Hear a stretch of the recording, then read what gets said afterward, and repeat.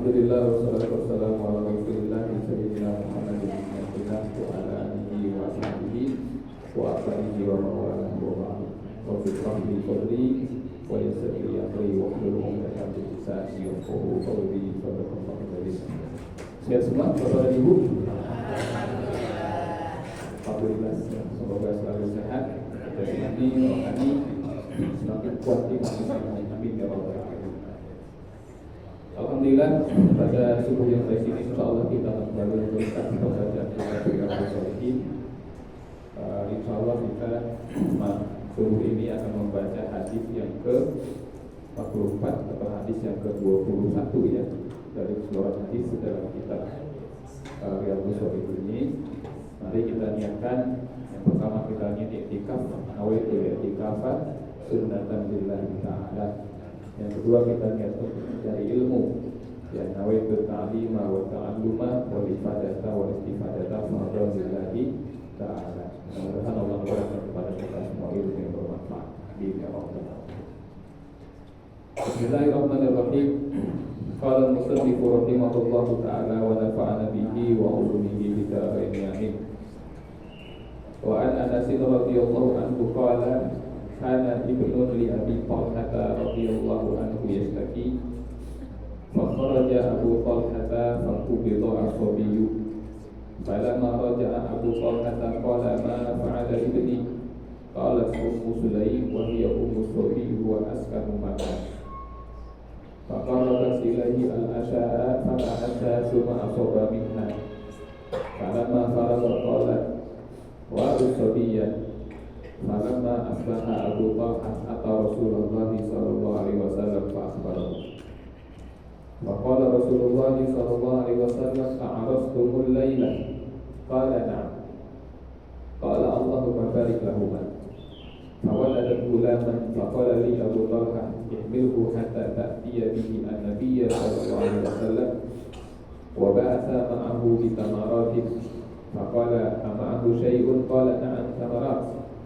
فأخذها النبي صلى الله عليه وسلم فمضغها ثم أخذها من فيه فجعلها في الصبي ثم حنكه وسماه عبد الله متفق عليه. Dari sahabat Anas bin Malik radhiyallahu taala anhu, beliau berkata, adalah salah satu putranya Abu Talhah itu sakit. Jadi kita sering mendengar nama sahabat Anas bin Malik ya, sebagai salah satu sahabat Nabi yang paling banyak menyampaikan hadis Rasul. Abu Talhah itu adalah bapak sambung berarti ya, bapak sambungnya sahabat Anas bin Malik, karena ibunya sahabat Anas bin Malik itu adalah Ummu Sulaim ya, radhiyallahu anha, yang saat ini yang saat hadis ini terjadi menjadi istrinya dari sahabat Abu Talhah. Jadi sahabat Anas mengatakan bahwa salah satu anaknya Abu Talhah, berarti saudara seibu, ya, saudara seibu beliau, itu dalam keadaan sakit, masih kecil. Maka fakharaja Abu Talhah, maka keluarlah sahabat Abu Talhah, anaknya sakit, bapaknya biasa banyak urusan, keluar. Ketika sahabat Abu Talhah itu keluar, faqubida as-sabiyyu, wafatlah anaknya. Ya, bapaknya kerja, anaknya yang lagi sakit di rumah wafat. Falamma raja Abu Talhah ma fa'ala ibni qala ma fa'ala ibni. Ketika sahabat Abu Talhah pulang, beliau bertanya kepada istrinya, bagaimana keadaan anak saya? Faqalat Ummu Sulaim wa hiya ummu sabi wa askanu makan. Kata Ummu Sulaim, anak kita sudah dalam keadaan yang sangat tenang. Jadi kalimat itu dua askanu makan, dia sudah tenang, sudah aman. Faqarrabat ilai al-asha'a fata'asha thumma asaba minha. Kemudian Ummu Sulaim menyediakan makan malam. Lalu kemudian makan malam. Setelah itu kemudian biasa suami istri ngobrol ini itu sampai asaba minha. Sampai apa? Sampai terjadilah persetubuhan. Ya, suami istri biasa itu. Kemudian falamma faragha wa arus sabiyya. Sementara ketika sudah selesai ya berhubungan suami istri, ya kan, sahabat Abu Thalhah barulah tahu bahwa anaknya itu telah sudah wafat. Bahkan kemudian dikuburkan, ya, telah dikuburkan. Marahlah beliau, sahabat Abu Thalhah itu marah. Dalam hadis yang lain dikatakan dia sampai berkata, bagaimana mungkin anak saya mati, saya nggak diberitahu, tapi kamu malah gitu kan, menutupinya gitu kan. Marah beliau. Salam asbaha Abu Thalhah ata Rasulullah sallallahu alaihi wasallam. Maka keesokan harinya sahabat Abu Thalhah pun mendatangi Rasulullah sallallahu alaihi wasallam, fa akhbarahu, dan mengabarkan, wahai Rasulullah, anak saya meninggal. Ya. Wahai rumah kalian kasih tahu, istri saya juga kasih tahu, bagi kubur. Faqala Rasulullah alastu bilailah. Nabi bertanya kepada sahabat Abu Thalhah, semalam apakah kamu sempat berhubungan badan dengan istri kamu? Faqala la. Kata sahabat Abu Thalhah, iya. Faqala, maka Nabi pun berkata, Allahumma barik lahuma. Kata Nabi, Allahumma barik lahuma, ya Allah berkailah keduanya. Berkailah Abu Thalhah dan istrinya, yaitu Ummu Sulaim radhiyallahu anha. Fawaladat ghulaman. Ternyata buah dari hubungan pada malam itu, Ummu Sulaim langsung hamil. Ya, hamil. Lalu melahirkan seorang anak laki-laki. Faqala li Abu Thalhah, maka berkatalah Abu Thalhah kepadaku, yaitu kepada sahabat Anas, ya, berarti anak tirinya begitu ya. Apa kata sahabat Abu Thalhah? Ihmilhu hatta ta'tiya bihi an-nabi sallallahu alaihi wasallam. Bawalah adik kamu ini temui Rasulullah sallallahu alaihi wasallam. Dan ini bawa kurma-kurma, disuruh sambil bawa beberapa kurma. Faqala amma, setelah dibawa ketemu Nabi berkata, apa aku sayun? Apakah kamu membawa sesuatu bersama bayi ini? Kata sahabat Anas, na'am, samarat. Ada Rasulullah, saya bawa kurma. Fa'akhadaha nabiyyu famadhaha. Maka Nabi mengambil kurma tadi, lalu sahabat Nabi dikunyah kurma tadi dikunyah.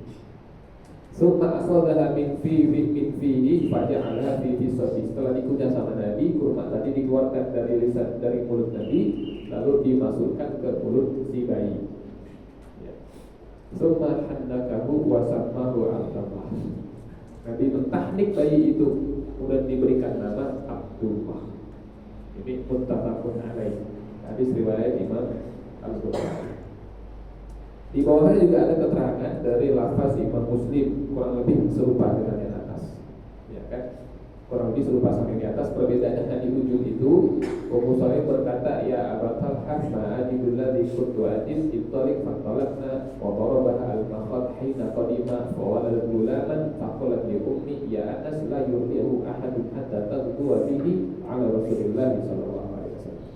Ada tambahan itu, bahwa ketika sahabat Anas mau membawa bayi yang baru lahir tadi, ibunya berkata, wahai Anas, janganlah ada satu orang pun yang menyusui adik kamu ini sebelum dia sampai kepada Rasulullah SAW. Lalu sama Nabi ditahlil. Dalam hadis lain riwayat dari salah seorang ulama besar, yaitu Imam Sufyan bin Uyainah. Imam Sufyan bin Uyainah ini adalah seorang tabi'ut tabi'in, ya, termasuk guru hadisnya Imam Asy-Syafi'i, ya, rahimahullah, ya, sahabatnya Imam Malik. Imam Sufyan bin Uyainah itu mengatakan apa?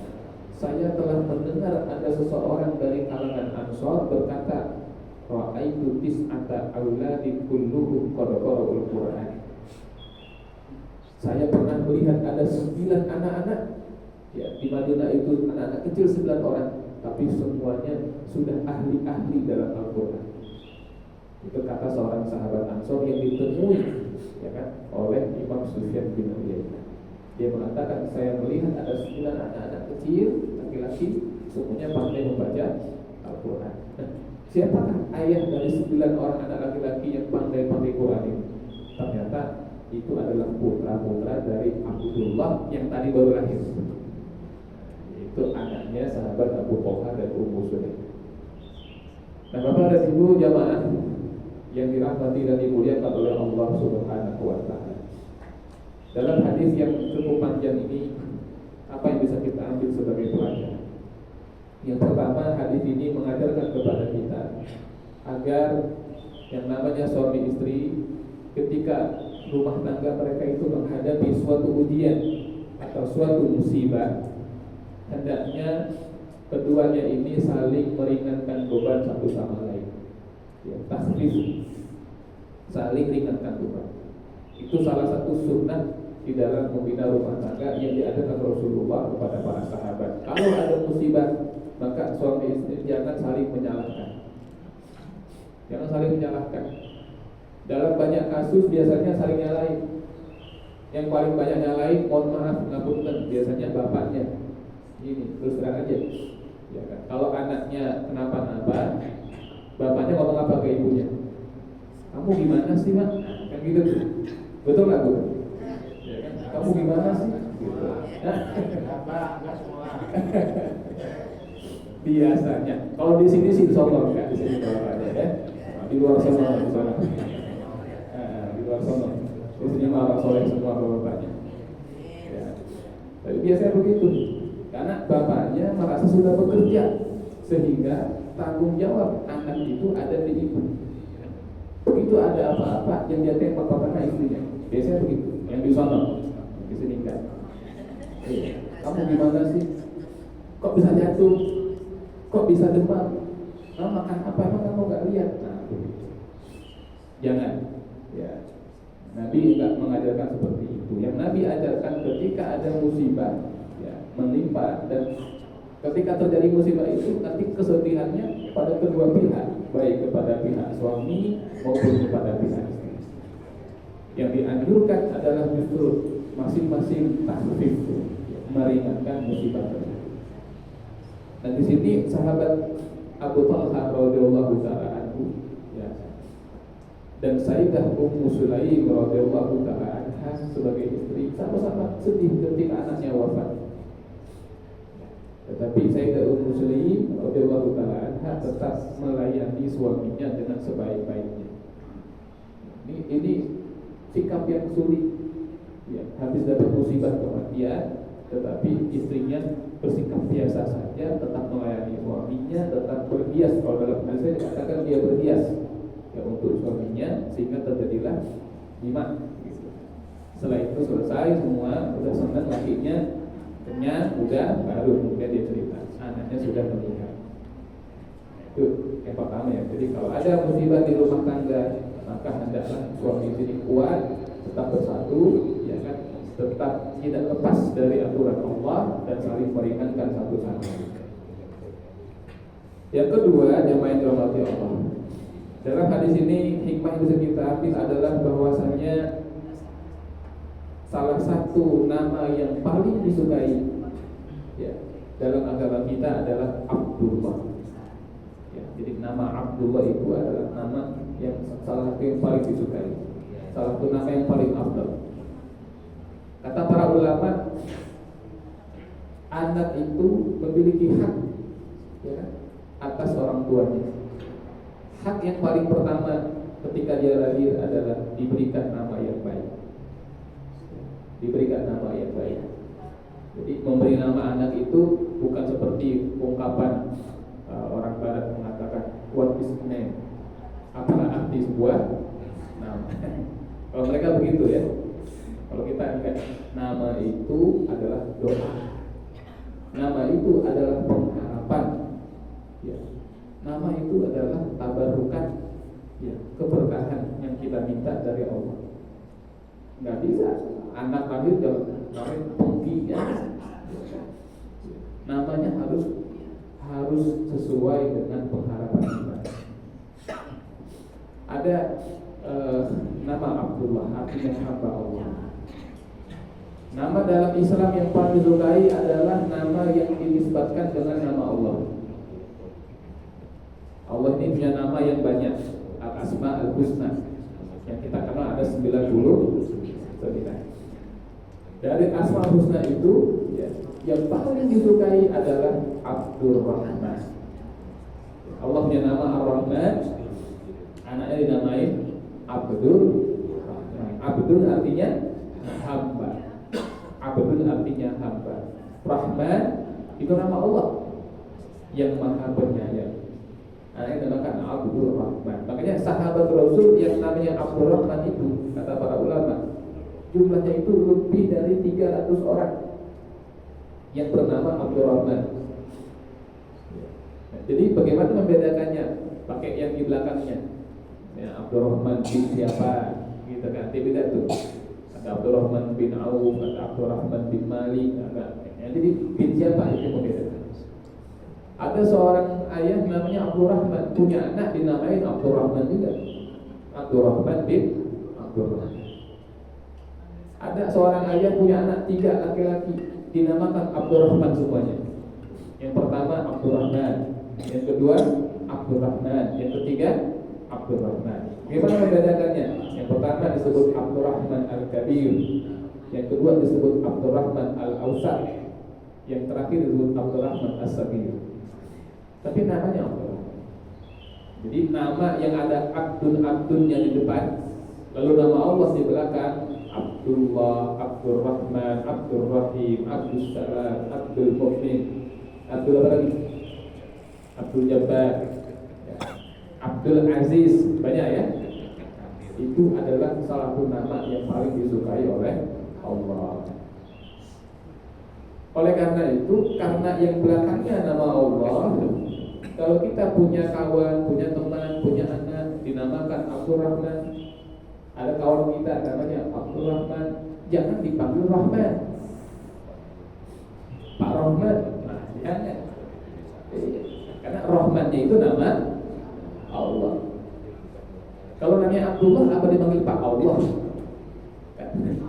Ya kan? Namanya Abdullah, apa dipanggil Pak Allah? Pak Allah kan nggak mungkin.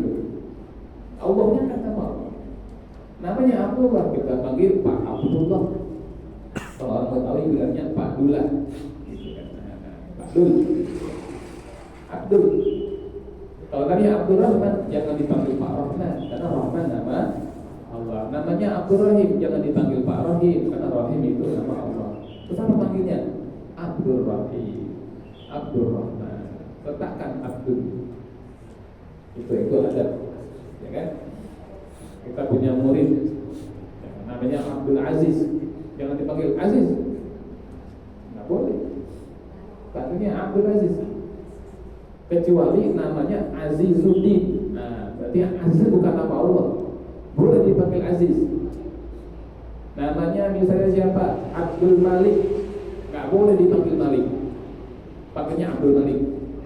Tapi kalau namanya Muhammad Malik, oh berarti Maliknya bukan nama Allah itu, boleh dipanggil Malik kalau namanya Muhammad Malik. Tapi kalau namanya Abdul Malik, berarti Maliknya itu adalah Allah, nama Allah. Maka jangan dipanggil Allah. Itu yang kedua. Yang ketiga, di antara sunnah ketika kita memiliki bayi adalah agar bayi itu ditahnik. Ini sunnah yang jarang orang kerjakan di zaman sekarang. Ya, apa itu mentahnik? Mentahnik itu adalah membawa bayi yang baru lahir tadi kepada orang alim yang soleh, kepada orang soleh. Ya, dibawa. Kemudian kita menyiapkan beberapa butir kurma. Satu butir cukup sebetulnya. Kurma yang sudah matang. Nah, oleh orang soleh itu akan dikunyah, ya, sampai dia lembut. Lalu akan digosokkan ke ini rongga, ini mulut ya, bagian atas, ke atas. Jadi rongga mulut bagian atas si bayi begini, ya kan? Gerakannya melingkar sambil sholawat. 1, 2, 3. Itu ditahnik, ya kan? Itu ditahnik. Itu termasuk salah satu sunnah. Kalau kita punya bayi yang baru lahir, ya kan? Lebih afdal belum menyusu sama sekali, sehingga yang pertama kemudian, ya kan, masuk di situ adalah tahniknya. Nah, itu ada banyak faedah. Ada banyak faedah dari mentahnik bayi itu. dari mulai mengerjakan sunnah mendapatkan pahala sunnah, kemudian mendapat keberkahan. Ya, lalu si anak itu akan Allah jadikan sebagai orang yang fasih, orang yang alim. Ya, kita temukan beberapa kondisi ada anak-anak yang bicaranya itu tidak fasih, ya, tidak fasih. Maka di antara cara supaya dia menjadi fasih adalah merangsang saraf-saraf yang ada di rongga atas bagian dalam tadi, ya kan, sambil dibacakan doa. Itu sangat luar biasa. Karena bayi yang baru lahir itu, mohon maaf, segala hal yang terkait dengan mulutnya itu menjadi sebuah stimulus atau rangsangan yang sangat positif untuk bayi itu di masa depan, termasuk dalam hal pembicaraan. Beda antara bayi yang menyusu langsung dari ibunya dengan yang dari sama sekali nggak pernah dari ibunya. Itu ada perbedaan nanti. Ada perbedaan. Karena apa? Karena bayi-bayi seperti itu masih membutuhkan stimulus pada banyak saraf di mulut, rahang, ya kan? Saya kenal beberapa orang yang anaknya sampai umur 4 tahun masih belum bisa bicara. Begitu dicek, kata dokternya ada sedikit ini pada struktur rahangnya, ini itu. Kita ini kenapa ini terbentuk dari sejak dia lahir, ya, bla bla bla bla. Itu luar biasa. Jadi mentahnik anak yang baru lahir, selain mendapat pahala sunnah, juga mendapatkan keberkahan, ya, dan mendapat faedah untuk si anak itu di masa depan, terutama dalam hal artikulasi atau kejelasan kefasihan dia. Yang terakhir dalam hadis ini, jamaah dirahmati Allah Subhanahu wa taala, kita bisa melihat bahwasanya berkah daripada istri yang salihah, suami yang saleh, dan berkah dari doanya Rasulullah SAW, Allah gantikan apa yang hilang. Sahabat Abu Talha dan Ummu Sulaim kehilangan seorang putra, dan langsung Allah ganti di malam itu dengan kehamilan satu orang putra. Dan tidak hanya satu orang putra, bahkan Allah ganti dengan 9 orang cucu laki-laki yang semuanya itu qara'ul Quran, pandai-pandai tentang Al-Quran. Subhanallah. Jadi Allah ganti berapa tuh? 10. Betul? Allah ganti 10. Yang hilang 1 anaknya, Allah ganti dengan 1 orang putra dan 9 cucu. 10. 1 orang hilang. Itu subhanallah. Inilah penggantian dari Allah, penggantian yang baik. Ya, bahwa satu kebaikan, kesabaran di situ, ya, doa di situ, itu Allah ganjar dengan minimal 10 kebaikan. Wal hasanatu bi asri amsalih. Satu kebaikan minimal Allah ganjar 10 kebaikan. Satu orang anaknya diwafatkan Allah dan dia bersabar, Allah ganti dengan 10 hamba Allah yang soleh. 1 anak dan 9 cucu. Dan percayalah, tidak ada yang lebih menyenangkan bagi orang tua selain anaknya soleh dan solehah. Betul? Dan tidak ada yang lebih menyenangkan bagi seorang kakek atau nenek kecuali cucunya soleh dan solehah. Bahkan katanya, ini katanya ya, kan saya belum mengalami. Katanya, kata orang yang udah jadi kakek nenek lebih senang cucunya soleh-solehah daripada anak yang soleh-solehah, katanya gitu. Itu senangnya lebih-lebih. Katanya lebih-lebih. Wallahu. Tapi biasanya anak dan cucu soleh-solehah itu hanya lahir dari keluarga yang soleh dan solehah. Naif, kalau kita selaku orang tua ingin anaknya soleh, solehah, kalau kita tak soleh itu naif. Ya, jangan seperti orang kebanyakan, anaknya disuruh sholat, anaknya disuruh ngaji, bapaknya nggak kenal sholat. Cucunya disuruh ngaji ke TPA. Ya kan? Kalau main doneting, kakek neneknya nggak pernah ngaji, nggak pernah sholat. Nauzubillah. Nggak apa-apa, gua masuk yang pingsan gua bener. Nah, jangan, ya jangan begitu. Harus benar semua, harus baik semua. Karena naif, hampir kita katakan sulit terjadi secara ikhtiariyah. Anaknya akan soleh-solehan kalau bapak ibunya tidak soleh dan soleh. Nauzubillah, nauzubillah ini. Bismillahirrahmanirrahim. Wa an Abi Hurairah radhiyallahu anhu anna Rasulullah sallallahu alaihi wasallam qala: "Laisa asy-syadidu bi sur'ati, innama asy-syadidu alladhi yamliku nafsahu 'inda al-ghadab." Muttafaqun alaih. Dari sahabat Abu Hurairah radhiyallahu taala anhu, sesungguhnya Rasulullah sallallahu alaihi wasallam bersabda, yang artinya bukanlah orang yang tangguh itu adalah orang yang jago bulat, tetapi orang yang tangguh dan kokoh itu adalah alladzi yamliku nafsahu indal ghadab. Orang yang masih sanggup menguasai dirinya indal ghadab, ketika dia dalam keadaan marah. Ini hadisnya muttafaqun alaih. Dalam hadis ini Rasulullah sallallahu alaihi wasallam menyebutkan tentang orang yang kuat yang sejati. Ya. Manusia ini cenderung menghormati orang yang kuat. Enggak hanya di manusia, di dunia hewan pun demikian. Ya kan? Kekuatan itu sangat-sangat penting, sangat-sangat berpengaruh. Ya. Oleh karena itulah manusia banyak mengusahakan hal-hal tertentu untuk mendapat kekuatan secara ekonomi, kekuatan secara pengetahuan, kekuatan jasmani, ya kan, fisik, kekuatan pengaruh di masyarakat. Jadi banyak unsur kekuatan itu banyak sekali. Nah, salah satunya adalah kekuatan dalam hal fisik. Di masa Rasulullah SAW, salah satu bentuk kekuatan yang sangat dihormati adalah orang yang jago bulat. Ya, jago bulat. Karena dalam bulat itu tidak hanya diperlukan kekuatan, tetapi kecerdasan, timing. Orang kalau bulat itu dia harus cari waktu yang pas, kapan dia bisa cepat mengunci lawan, mematikannya, itu harus pas. Telat dikit bisa kembali urusan. Jadi kalau orang sudah ahli bulat itu cerdas, kuat, presisi, pasti begitu. Tapi Nabi menyebutkan bukan itu orang yang kuat yang sejati. Orang yang kuat sejati itu adalah orang yang ketika dia diuji dengan ghadab. Ya, ghadab artinya marah. Kita stop dulu di sini ya. Di dalam bahasa Arab, kadang-kadang marah itu disebut dengan al-ghaib. Ya.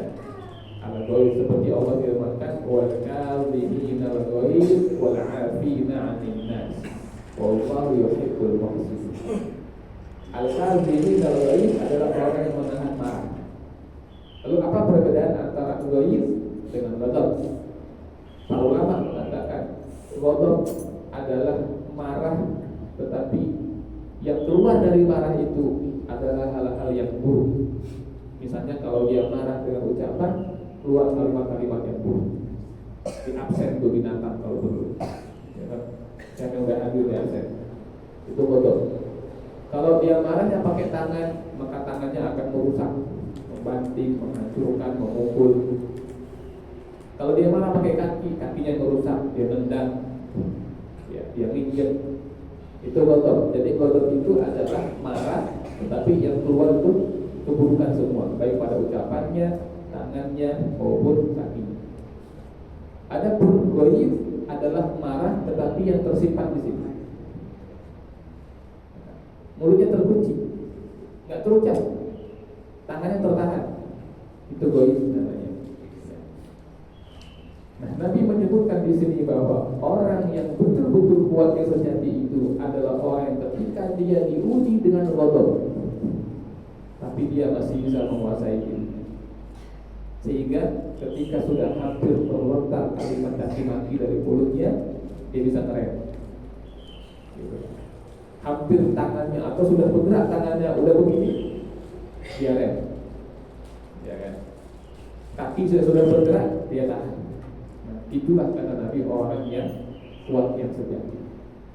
Itu mudah apa susah? Susah. Kalau tangannya belum bergerak masih bisa. Tapi kalau udah begini ditahan itu lebih sulit. Itu lebih sulit. Nah, tapi ketika itu terjadi, masya Allah, ini orang yang kuat. Apalagi jika orang bersangkutan itu memiliki alasan, walaupun dalam tanda kurung subjektif, yang dibenarkan untuk melampiaskan amarah. Misalnya ada seseorang yang selalu dizalimi tetangganya,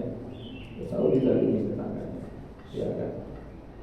Memuncak akhirnya, sahabat-sahabatnya orang memuncak, akhirnya meledak, gitu kan. Begitu dia marah mau keluar, dia tahan. Udah, dia pergi. Nah ini, karena biasanya orang kalau dia merasa dalam posisi benar, berani dia ucapin apa aja berani, berbuat apapun ya, karena merasa punya alasan yang dibenarkan. Jadi marah ketika kita berada dalam posisi yang benar untuk marah, dan kita punya kemampuan untuk marah, lalu kita mampu menahannya. Nah, inilah yang mendapat pahala yang sangat besar. Beda sama orang yang dia marah tetapi dia nggak punya kemampuan, takut dia sama orang itu. Dia nggak, kok bapak begitu diam aja pak, bagus dong, dirinya harga diri. Dia diam aja, udah kan nggak apa-apa, serahkan kepada Allah. Karena dia takut sebetulnya gitu kan. Itu lain, tetap ada pahala tetap, tapi lain dibanding dengan orang yang dia punya kemampuan tapi dia nggak lampiaskan. Berarti orang ini seperti orang yang memegang pisau tapi dia nggak menusukkannya. Tentu lain dengan orang yang menahan dengan dia nggak ada apa-apa. Jadi semakin tinggi posisi kita, semakin besar kedudukan kita itu, dan semakin mampu kita untuk marah-marah, tetapi kita malah menahannya, maka semakin besar pula keutamaan. Pendek kata, kalau kita Allah jadikan orang yang tinggi, jangan mudah marah, ya, jangan mudah tersinggung. Ya, kalau udah Allah jadikan pemimpin, tokoh, ya, punya jabatan, jangan dikit-dikit marah, jangan tersinggungan, merasa nggak dihormati marah, merasa nggak dimuliakan marah, duduk di belakang marah, ya. Ada orang punya ide nggak ngomong-ngomong dulu marah, jangan. Ya, justru semakin tinggi kita punya posisi itu harus semakin merendah. Jangan malah semakin mudah marah. Ini hadis yang ke-45 dari total hadis dalam kitab Riyadhus Shalihin. Baik, sampai di sini dua hadis kita baca. Barangkali yang mau Bapak Ibu tanyakan terkait materi kita atau yang lain, saya silakan. Mohon Pak. Kita aja. Silakan ini Pak Ibu yang mau bertanya. Assalamualaikum warahmatullahi wabarakatuh. Waalaikumsalam.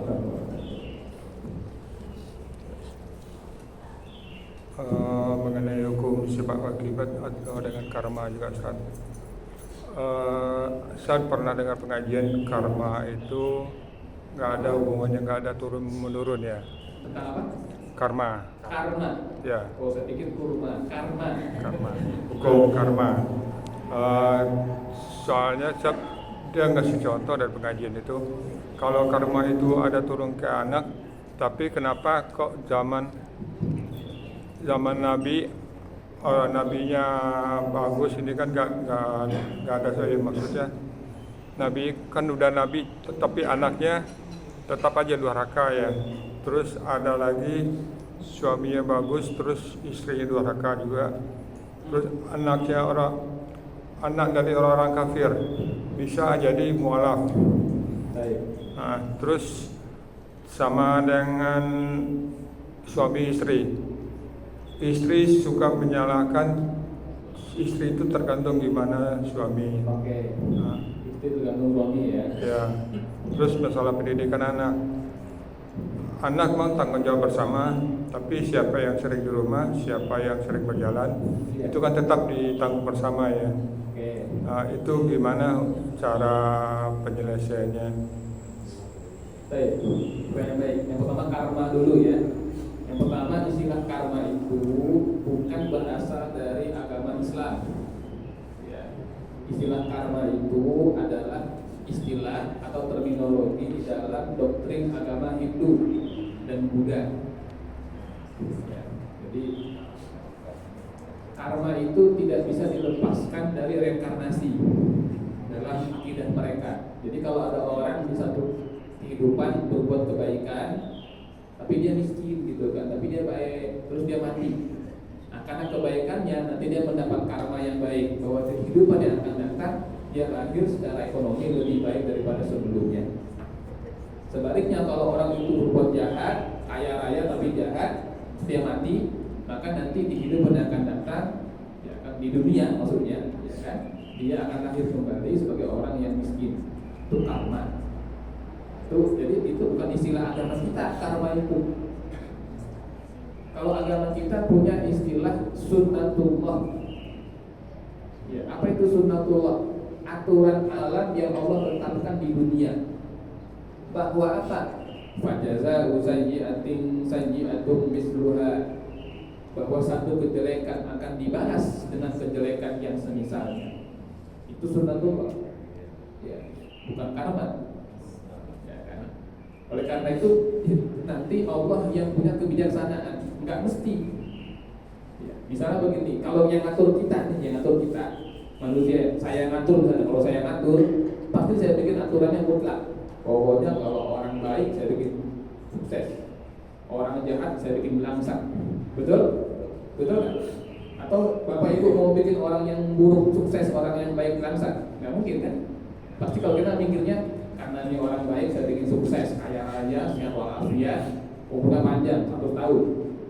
Wah ini orang kafir nih, udah kafir, bejat, saya bikin miskin aja. Kalau kita pasti begitu. Kalau Allah enggak. Maka di dunia ini ada orang yang baik tapi susah hidupnya. Ada. Itu udah gak ada hubungan sama bapak dosa apa, udah gak ada hubungan sama dosa itu.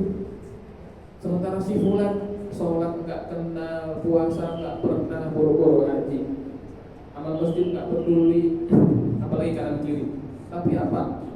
Sehat, panjang umur, anaknya pinter-pinter, hartanya melimpah, istidraj, ya kan?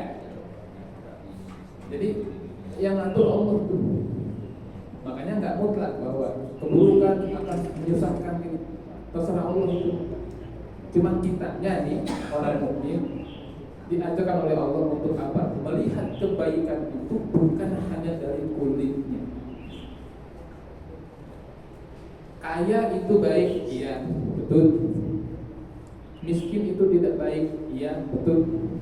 Nanti ada, oh, enggak mesti kaya itu baik, betul juga. Enggak mesti miskin itu jelek, betul juga. Karena bukan miskin dan kaya yang tolak ukurnya, tapi hatinya.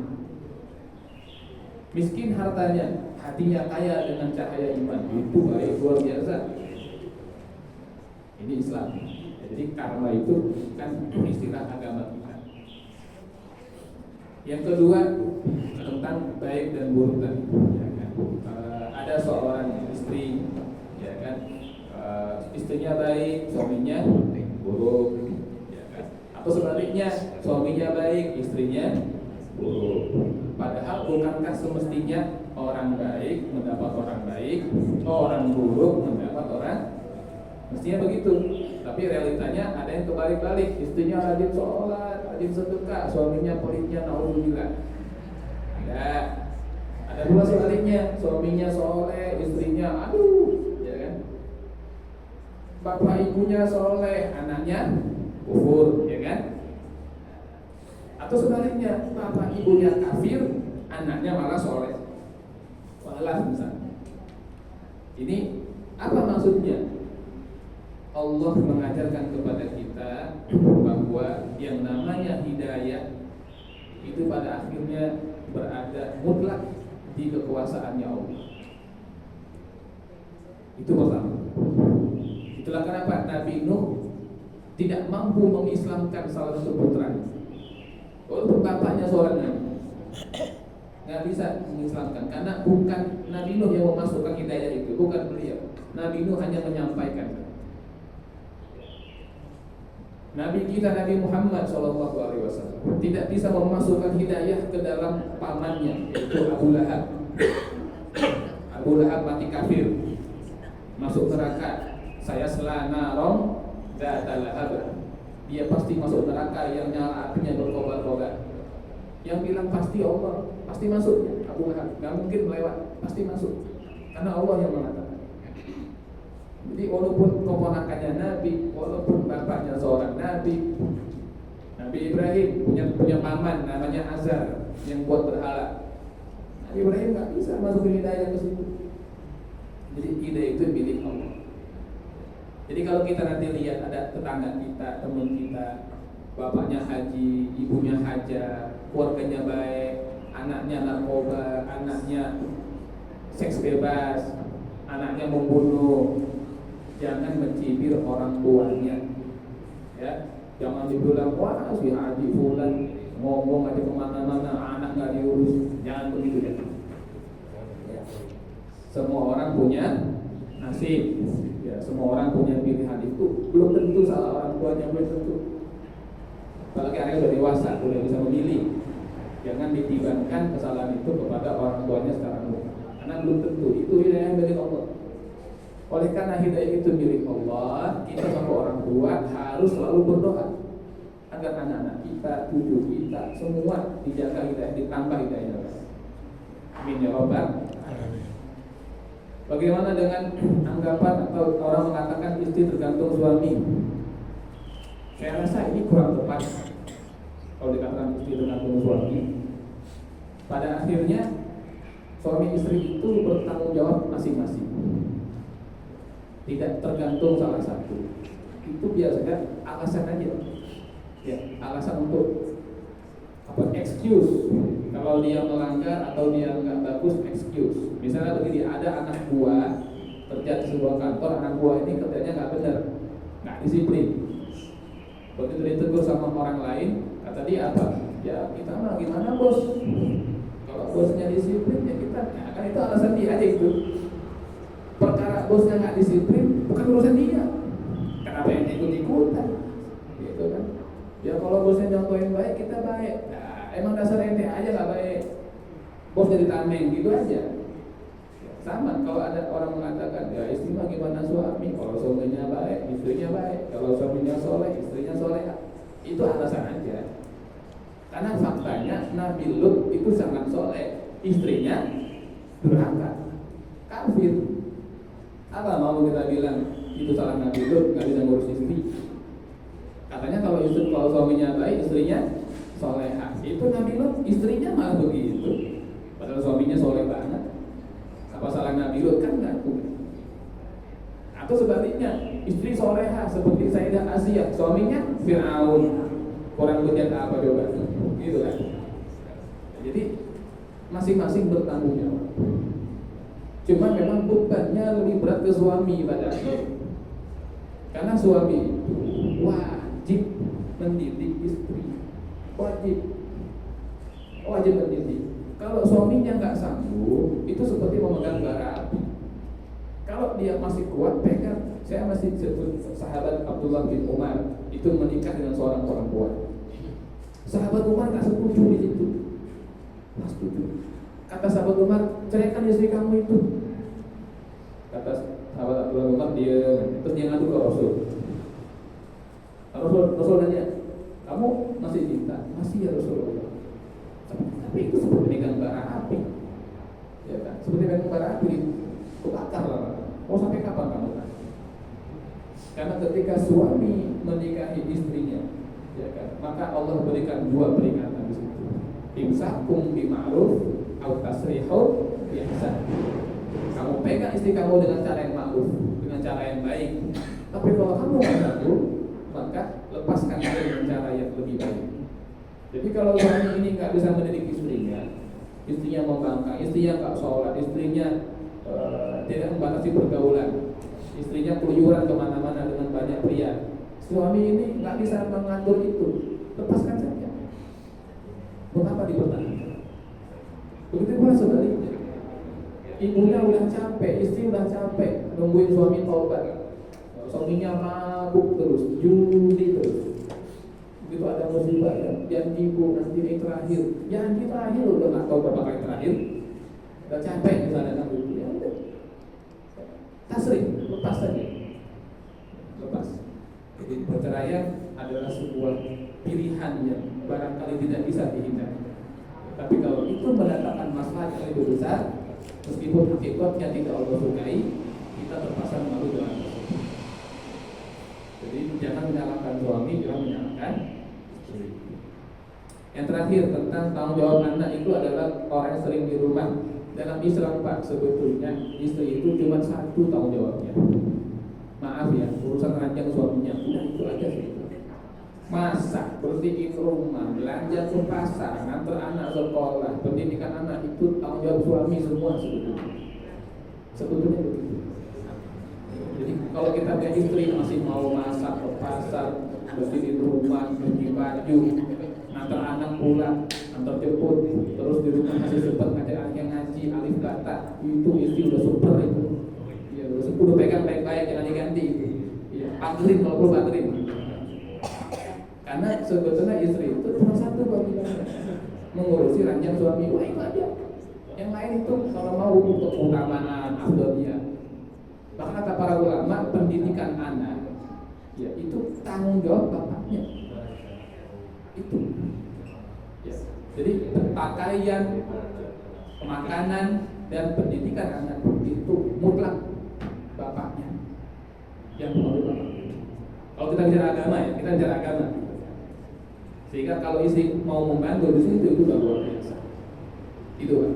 Jadi nggak bisa suaminya karena sibuk kerja alasannya, lalu menyerahkan yang di rumah itu kepada istrinya, kemudian tapi dia nggak mau support, nggak mau backup, nggak mau bantu. Nah, ini keliru. Ya. Nabi biasa belanja ke pasar sendiri, ya kan? Ya, Nabi di rumah ngajarin anak-anaknya sendiri, walaupun itu anak tiri misalnya. Jadi sebetulnya suami yang bertanggung jawab. Istri hanya membantu, istri bukan pembantu. Gitu ya. Baik, ada lagi? Monggo.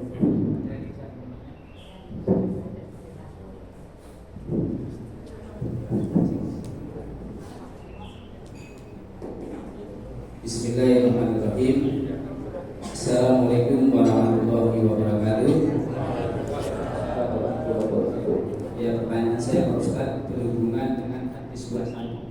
Ya, kaitannya dengan bayi yang dibawa ke Rasulullah. Nah,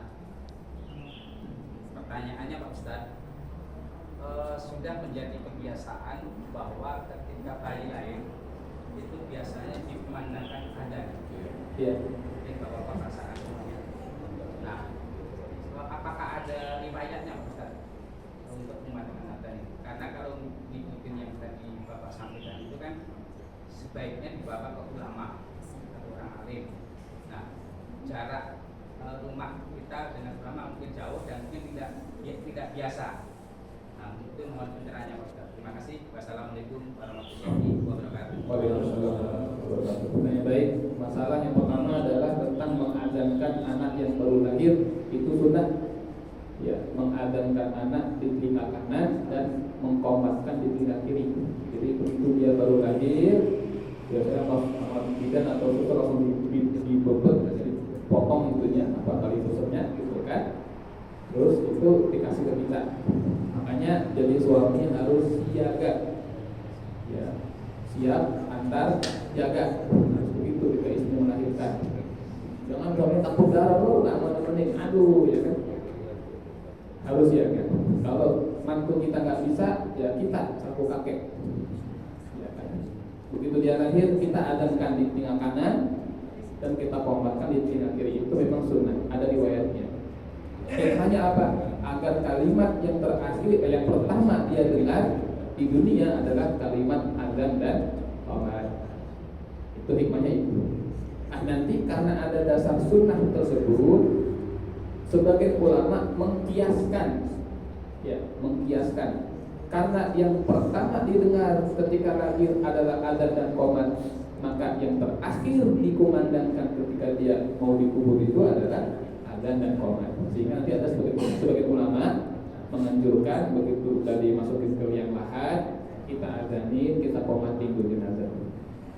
Kalau dulu kita lahir, bapak kita yang mengazankan, mengqomatkan, maka begitu bapak kita wafat, kita semua anak yang mengazankan dan mengqomatkan. Itu sebagian ulama katakan itu dikiaskan dengan riwayat tersebut, ya, masalah sunnahnya mengazankan, mengqomatkan bayi yang baru lahir. Yang kedua, tentang teknik tadi, apakah ada batasan waktunya? Karena kadang-kadang ada jarak yang perlu kita pertimbangkan dengan orang alim tersebut, jarak dan waktu. Misalnya anak cucu kita itu lahir jam 12 malam, ya, Kita juga kayak enak juga tengah malam datang ke rumah ustaz gitu kan. Ya kan ya. Belum kalau misalnya pergi gitu kan Pak. Ya jadi memang kalau bisa segera. Ya kalau enggak maka sebelum 7 hari. Jadi sebelum 7 hari. Mentok-mentok hari ke-7 ketika dia akikah itu di tahnik. Artinya selama 7 hari itu boleh dia minum ASI dari ibunya boleh. Tapi kalau paling tidak ketika hari ke-7 itu dia di tahnik. Tapi itu sunnah. Kan? Seandainya tidak ke kiai, enggak ke ulama, enggak ke syekh, boleh enggak kakeknya yang mentahnik atau bapaknya yang mentahnik? Boleh. Boleh kakeknya boleh. Atau bapaknya sendiri boleh yang mentahnik. Ya kan? Sambil dia ambil kurma, dia baca sholawat. Ya kan? Dia baca sholawat sambil dikunyah 25 kali sholawatnya. Allahumma sholli ala sayyidina Muhammad sallallahu alaihi wasallam. Boleh dibacakan dulu 25 kali baru dikunyah sholawat. Kemudian dia gosok berikan. Itu boleh. Yang mentahnik adalah kakeknya atau bapaknya. Syukur-syukur kalau bapaknya kakeknya orang soleh dan orang alim. Ya. Saya kira itu dua tadi ya. Wallahu a'lam bishawab. Ada lagi? Barangkali? Oh ada. Ada 2. Saya kan dulu.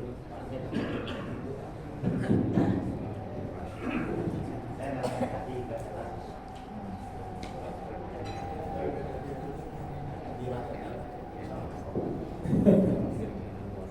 Bismillahirrahmanirrahim. Assalamualaikum warahmatullahi wabarakatuh. Waalaikumsalam. Mengulang pertanyaan tadi Pak Ustaz, masalah anaknya meninggal dia kantor dia nggak tahu, terus dia pulang, apakah di rumah itu nggak ada tanda-tanda bahwa anaknya meninggal, suasana kematian gitu? Terus apakah rumah itu terlalu jauh dari bertetangga sebegitu parahnya sehingga dia berhubungan dengan istrinya baru dikasih tahu?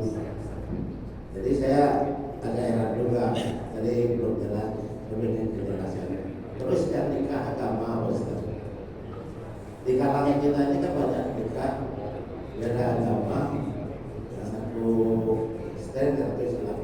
Katanya indahnya perbedaan itu bagaimana hukumnya?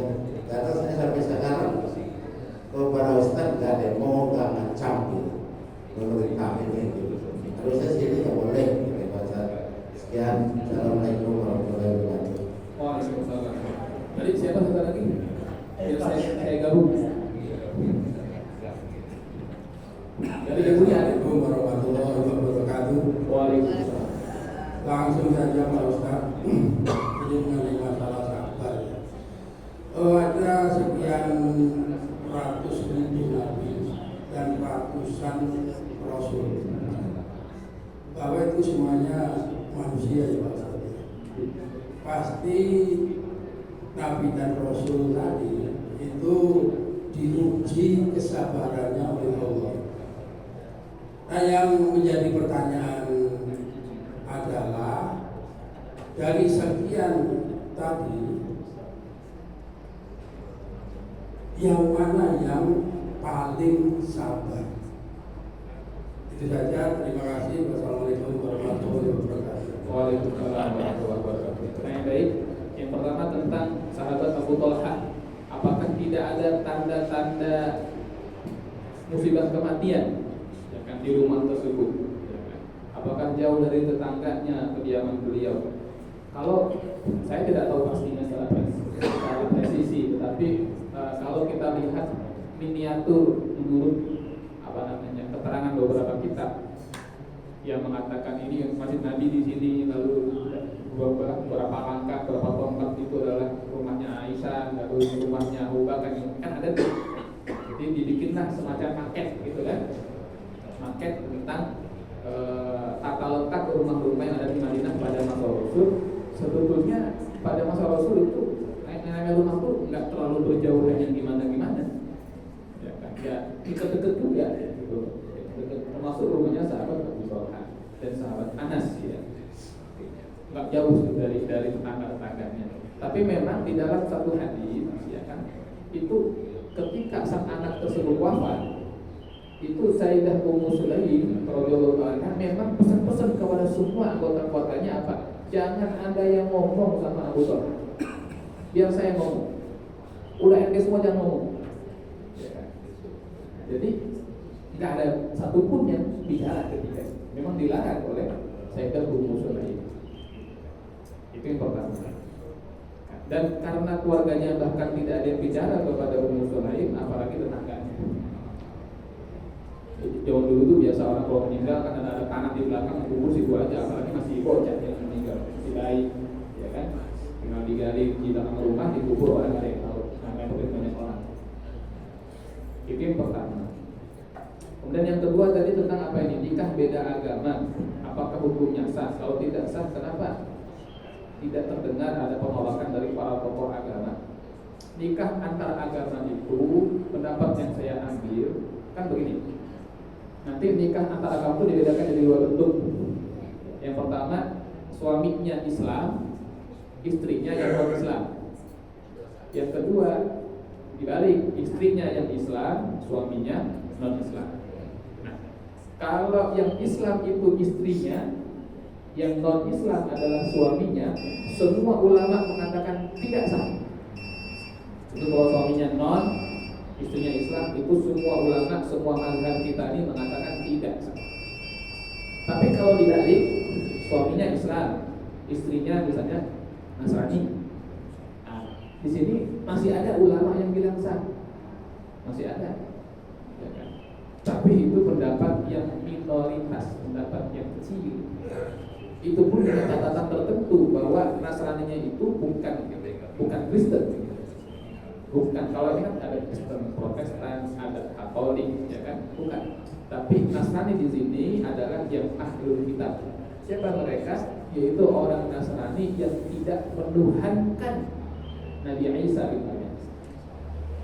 Jadi gampang ngeceknya. Istri kamu Nasrani, iya.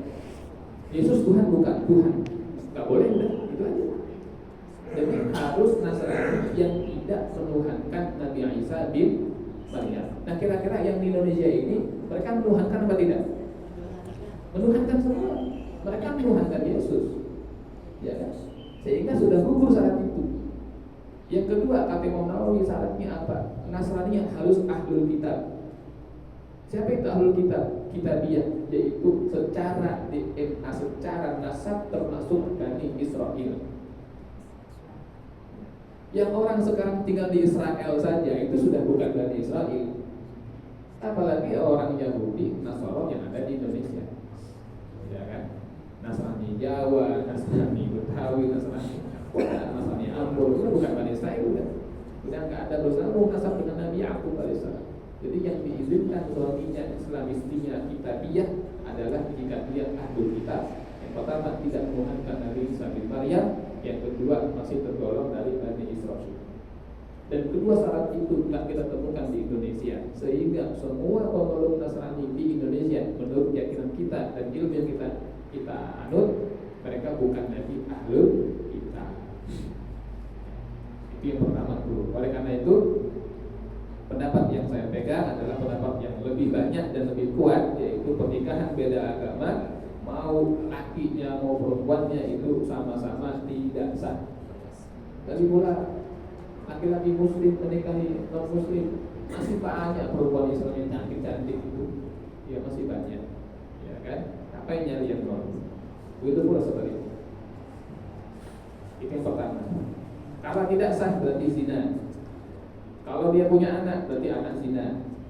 Kalau anaknya perempuan lalu Islam, anaknya itu.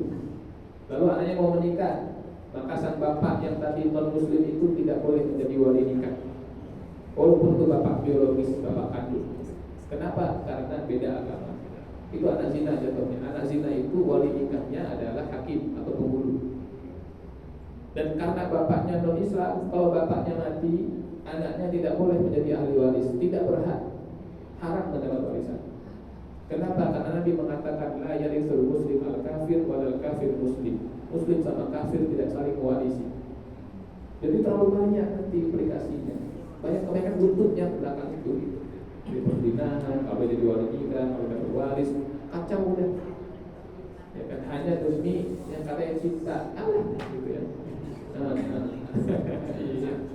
Udahlah, ya kan? Cinta kepada Allah yang paling tinggi, cinta kepada Rasul nomor 2, manusia itu nomor sekian.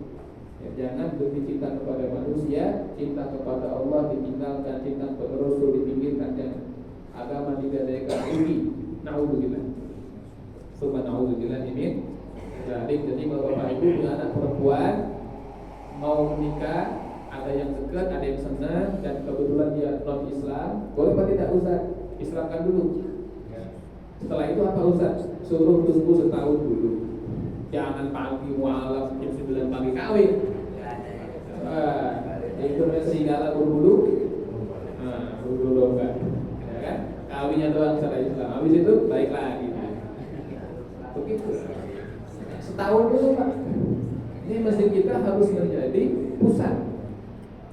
Ya, di Malaysia, di Sri Terima, perlindungan kepada orang Islam Melayu itu luar biasa. Jadi kalau ada orang non Islam mau nikah sama perempuan Islam Melayu, nggak bisa ujung-ujung baru kemarin mualaf, ya kan? Terus hari ini kawin nggak boleh. Setahun dulu dia belajar agama. Nah setahun itu dia mau nikah, misalnya si perempuannya itu di kompleks kita, datang nih si bapaknya ke takmir ke DKM, Pak ini anak saya mau dilamar sama seseorang yang katanya mualaf. Oh boleh, bawa kemari.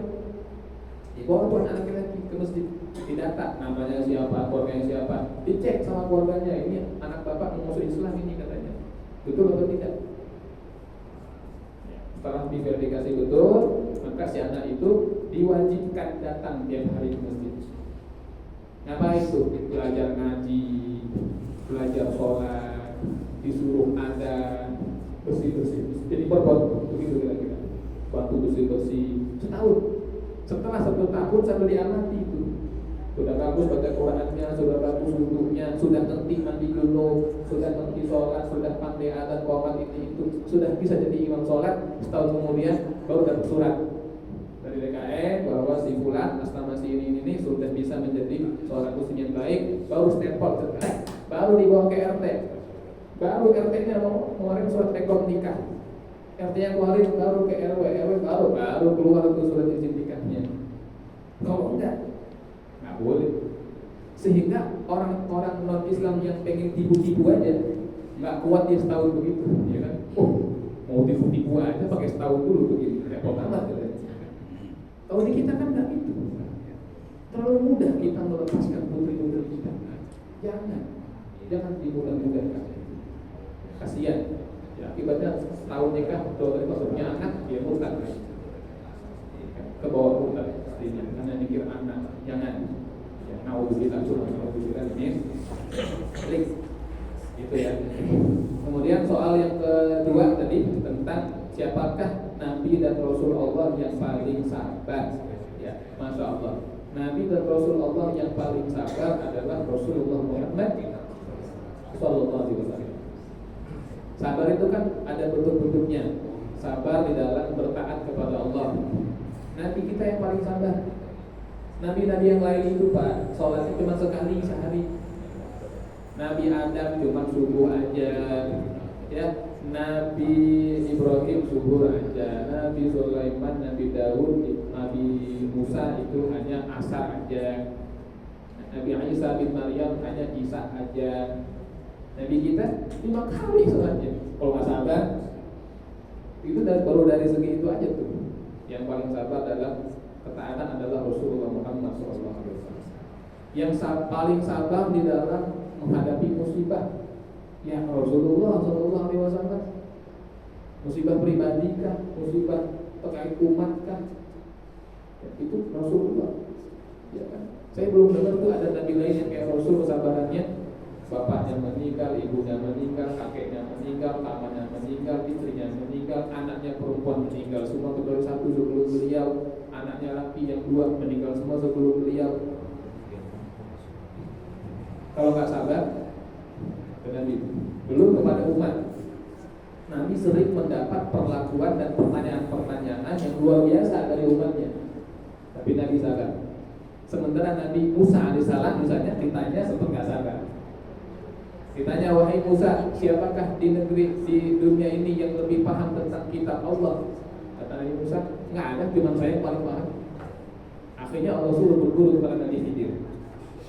Nabi kita ditanya oleh malaikat Jibril tentang banyak hal, Nabi menjawab, wallahu a'lam, wallahu a'lam.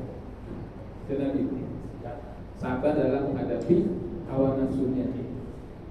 Jadi Nabi yang paling sabar adalah Rasulullah Muhammad SAW.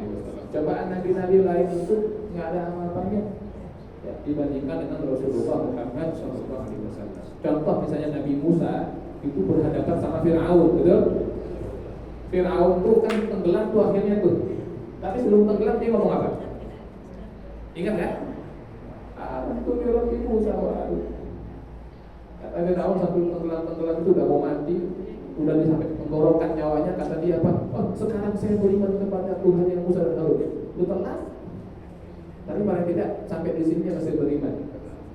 Sementara Abu Jahal, ya kan, Abu Jahal itu begitu dia sudah jatuh dari kudanya, diinjak oleh sahabat Ibnu Mas'ud dadanya, sudah digigit sama pedang. Apa kata Abu Jahal? Hei, bocah miskin, kalau seandainya bukan karena keadaan seperti ini, kamu gak akan pernah sampai menginjak dada saya. Karena dada saya seperti gunung yang gak akan pernah bisa kamu daki. Dan katakan kepada Muhammad, saya tidak akan pernah percaya kepada dia.